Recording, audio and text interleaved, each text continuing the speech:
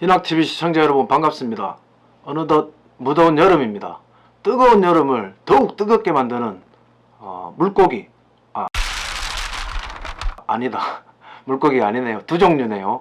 두 종류가 두 가지가 있습니다. 바로 한치와 문어입니다. 한치가 먼바다의 밤을 책임지는 대상을 하면 문어는 가까운 바다의 낮을 책임지는 대상입니다. 오늘은 가까운 바다에서 여름 보양식의 대명사인 문어를 낚는 방법에 대해서 한번 알아보겠습니다. 문어배 낚시는 여름철에 가장 인기 있는 생활낚시 장르입니다. 가까운 바다에서 남녀노소 누구나 즐길 수 있고 영양소가 아주 뛰어나기로 소문난 문어를 풍성하게 낚아서 싱싱한, 자기가 낚은 싱싱한 문어를 맛볼 수 있다는 것이 매력입니다. 최근 5년 사이에 남해안 전역에서 이루어지고 있고 동해 일부 지역, 서해 일부 지역에서도 큰 인기를 끌고 있습니다. 디낙TV 낚시 공부방, 오늘은 문어배 낚시에 대해서 한번 자세히 알아보도록 하겠습니다. 먼저 왜 문어배 낚시가 최근 5년 사이에 전국을 강타했을 정도로 인기가 있는지, 그 매력이 뭔지 한번 짚어보겠습니다. 우선 바다낚시 비수기라고 할 수 있는 한여름에 근해 배낚시가 잘 이루어지지 않는 시즌인데 비수기를 책임지는 어종으로 떠올랐다라는 점, 그리고 먼 바다가 아니라 가까운 바다에서 남녀노소 누구나 즐길 수 있다는 점, 그리고 아주 간단한 장비와 채비를 사용해서 낚시를 즐길 수 있다는 점, 그리고 공략법이 쉽고 풍성한 조과를 보장한다는 점, 그리고 여러분들이 다 알다시피 문어는 영양분이 많고 맛있기로 유명합니다. 그것을 직접 낚아서 싱싱한 상태로 맛볼 수 있다는 점, 이것이 바로 문어배 낚시의 매력이 아닐까 싶습니다. 문어배 낚시는 어디서 하고 시즌은 어떻게 되는지, 그리고 출조 여건이 어떻게 되는지 먼저 간단하게 짚어보도록 하겠습니다. 우선 남해안에서는 거의 전역에서 문어배 낚시가 이루어진다고 이해를 하시면 되겠습니다. 진해, 거제, 통영, 고성, 사천, 여수, 고흥, 완도에서 이루어지고 있고, 남해안의 시즌은 넓게 잡으면 5월부터 11월까지, 그 중에서도 피크는 여름이라고 할 수 있는 7월부터 9월까지. 초반에도 잘 나오지만 씨알이 너무 작습니다. 방생해야 될 사이즈인 300g 이하가 많이 나오기 때문에 그때는 사이즈가 적어서 매력이 좀 떨어지고, 후반으로 갈수록 없는 사이즈는 굵어지면 마리수가 또 떨어집니다. 그래서 중치급을 마리수 보장을 하면서 대물급 1kg이 넘는 씨알까지 낚을 수 있는 7, 8, 9월이 최고 피크라고 보시면 되겠습니다.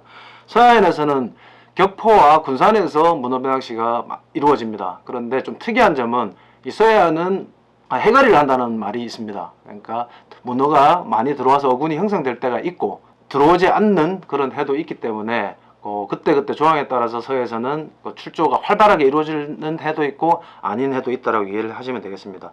동해에서는 강원도 북부에 있는 고성에서 주로 문어배 낚시가 출조가 이루어지는데 소위 말하는 대왕문어까지 노릴 수 있는 굵은 씨알이 많이 낚인다라는 게 매력이라고 볼 수 있겠습니다. 문어배 낚시 포인트는 어떤 유형이냐? 수심은 얕은 곳은 불과 한 5m 되는 곳부터 깊게는 20에서 25m까지 다양한 수심층을 노린다고 이해를 하시면 되겠고, 바닥은 주로 모래나 진흙이 주고 거기에 자갈이 깔려 있거나 수중해가 발달해 있거나 그리고 문어가 좋아하는 먹잇감인 조개밭이 형성된 곳이 주로 포인트가 되겠습니다. 또 남해안, 특히 거제 통영 지역에서는 양식장 주변에서도 문어배 낚시를 상당히 많이 합니다.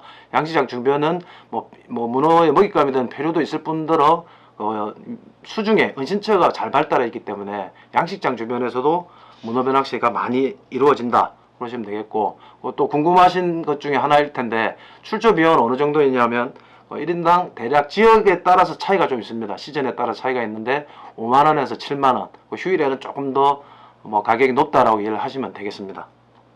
문어배 낚시에서 사용하는 기본 장비와 채비에 대해서 설명을 드리도록 하겠습니다. 낚싯대는 길이가 한 1.8m 정도, 이 정도 길이가 배에서 다루기가 편합니다. 루어 대중에서.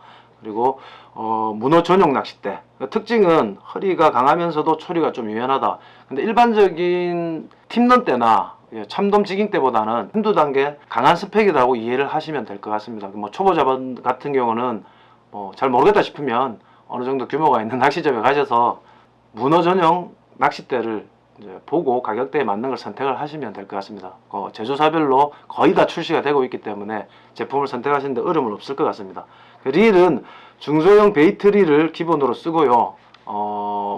베이트릴이 아예 없는 경우 3,000에서 4,000번 정도 되는 중형 스팽릴을 써도 낚시를 하실 수가 있습니다. 그리고 원줄은 합사 2에서 3호, 다른 에깅 장르보다는 좀 굵게 쓴다라고 이해를 하시면 되겠습니다.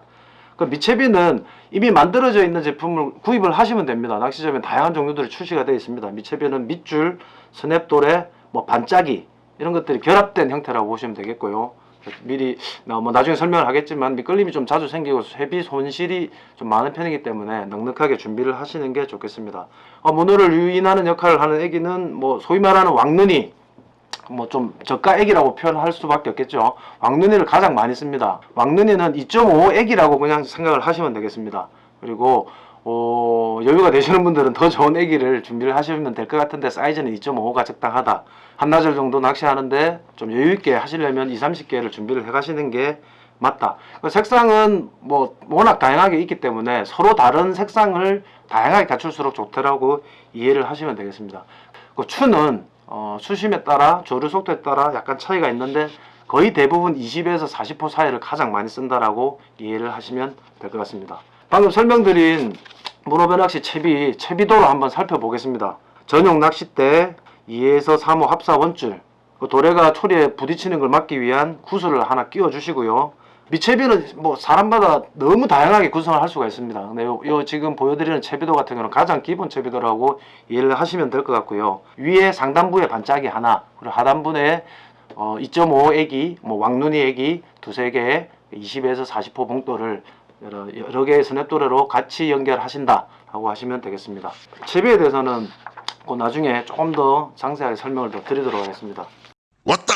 자, 그럼 문어배 낚시는 어떤 식으로 낚시가 이루어지고 뭐 지금 시즌 여름이 피크라고 했는데 어느 정도 조과를 거둘 수 있는지 설명을 드리겠습니다.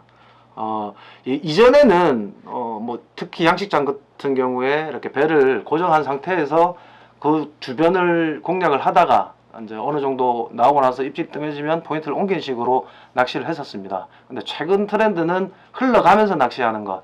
양식장이 아닌 곳은 당연히 여러 포인트들, 여밭이든 자갈밭이든 이런 곳이든 배를 시동을 켠 상태로 진행을 하거나 아니면 조류에 떠내려가면서 이렇게 공략하는 식으로 낚시를 한다라고 이해를 하시면 나중에 현장에서 적응하시기가 빠를 것 같습니다. 뭐 중요한 거는 흘러가면서 바닥을 계속 찍는 겁니다. 자세한 테크닉은 나중에 설명을 드리고요.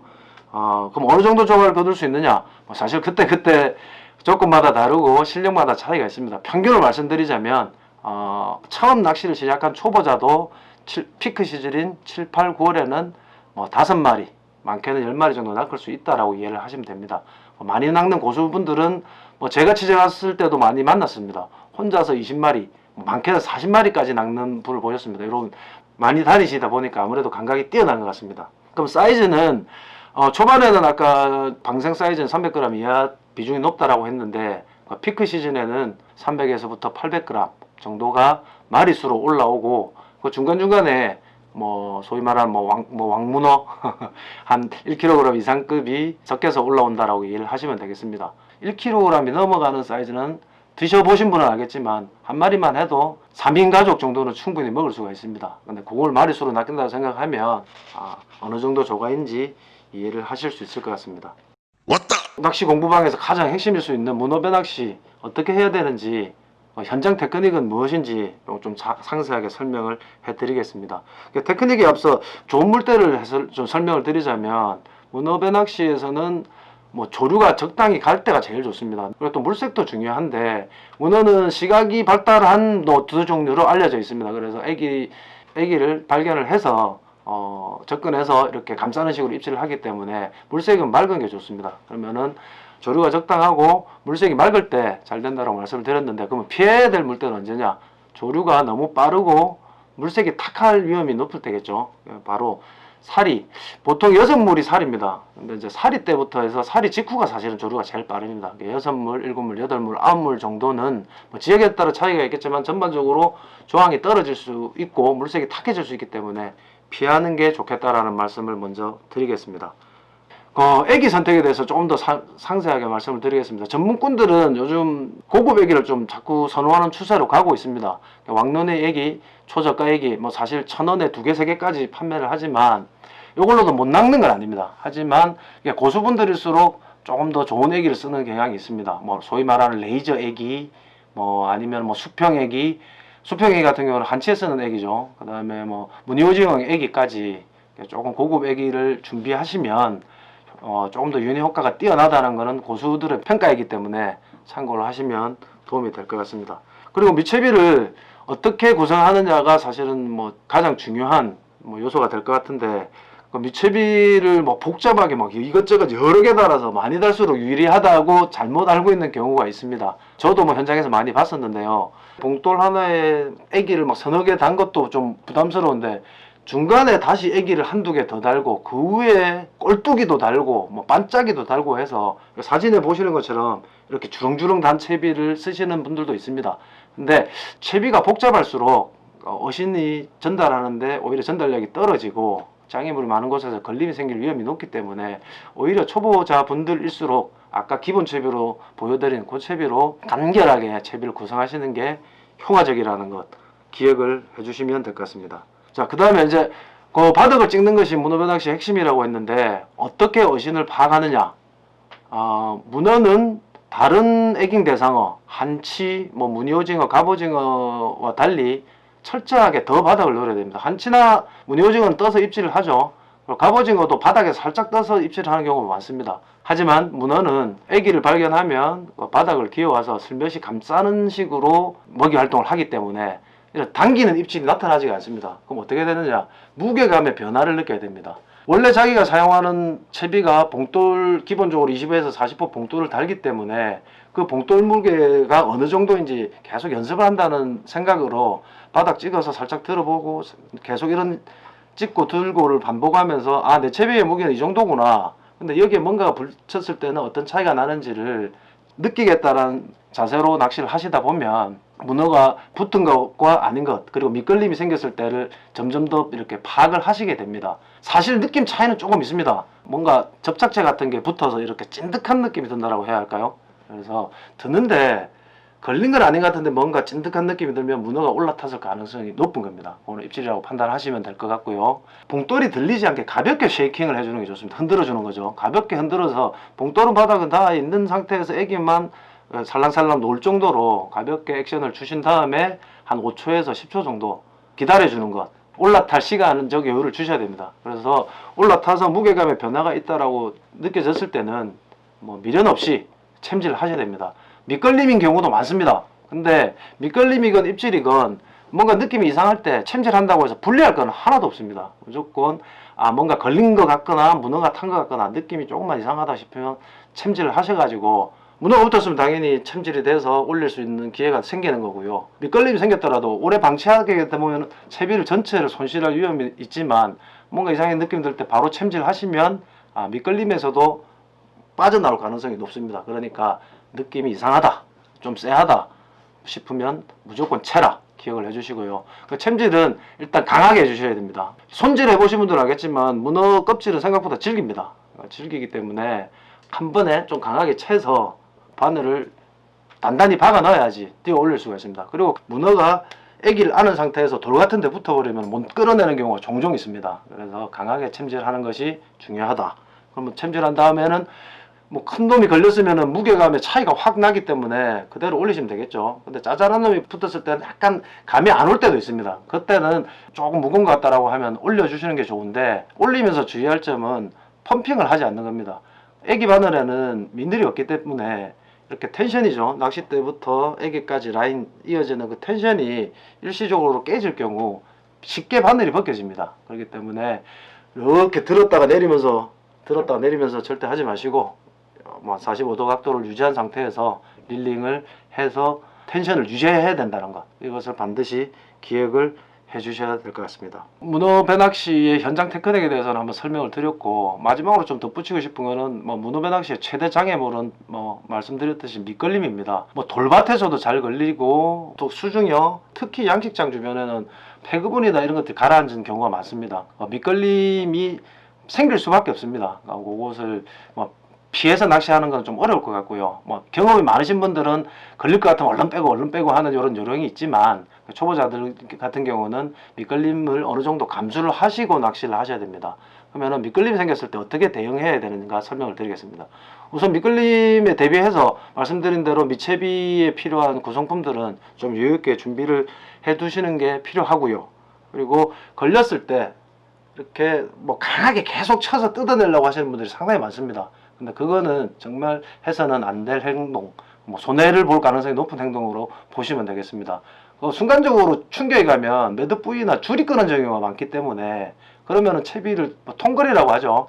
밑채비를 전부 다 새로 해야 되는 그런 불상사가 생기기 쉽습니다. 한 2번 털었는데 안 나온다. 그러면은 장갑을 끼신 손으로 원줄을 감아서 장갑을 꼭 끼셔야 됩니다. 그 합사라는 가늘기 때문에, 그리고 열도 잘 일어나기 때문에 손에 부상을 입을 수가 있습니다. 장갑을 끼신 손으로 안전하게 천천히 뽑아 올려서 뜯어낸다는 생각으로 밑걸림에서 벗어나셔야지 피해가 최소화가 됩니다.